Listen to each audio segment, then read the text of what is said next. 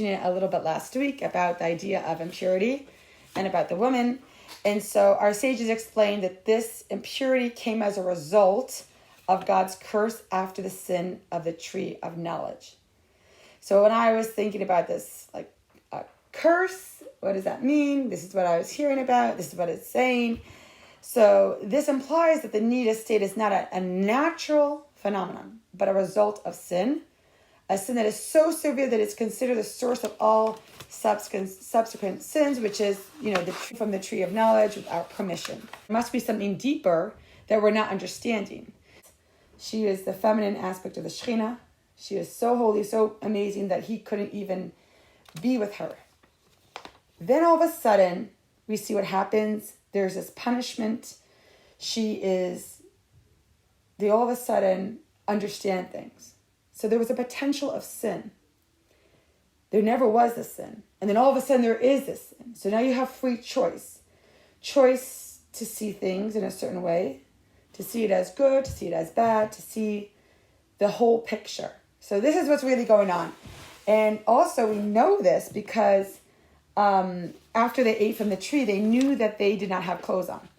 Before that, they were just, like little kids partying around and they didn't even know anything, what was going on. Then all of a sudden, God's like, who told you that you're not wearing clothes? They're wearing the fig leaves. They look uncomfortable. This is really, not what they had in mind. They didn't know what to do because all of a sudden they were exposed to sin. They were exposed to having choice.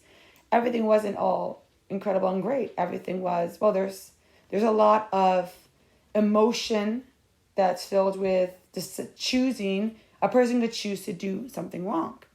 And so we never looked at Chava before like this. And I don't say Eve because that's a secular way of saying it and it's a negative connotation. But before he sees her as someone who she's not approachable, and she's more than his equal. She's this guide. People say that she's the helpmate, but it's really translated like she's the guide. She's this mentor. He wanted to be like the animals and to have all of a sudden it's separate. That man and woman were once united and then they were separate. And she was just something that was so holy. All of a sudden they sinned and she lost that privilege of being so much higher up because she also did it to herself in the sense of she no longer looked at herself that way. And that was part of the punishment, that she no longer, sometimes we have to always say, oh, how do I look in this? Or how do I look in that? Why do women need to do that and men don't?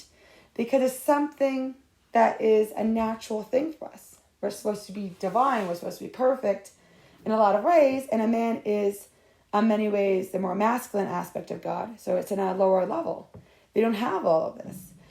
So they sin, and then she has something that really separates the couple, which is the temporary separation they have every month. Before this, she never had to experience childbirth. She never had to experience menstrual bleeds. I mean, we're saying she's lucky. Now she does. Now she has to feel pain and she has to be separate 2 weeks out of the month. And normally is the holy of holies, but normally is this connection where they say the cherubim, the angels would turn and face each other in God's holy of holies in the temple or in the Mishkan. All of a sudden, they have no choice, but they're not allowed to be together. And so it's a temporary thing until they are allowed to again. And it affects the whole family dynamic. It's 2 weeks out of the month where you're having to be friends now.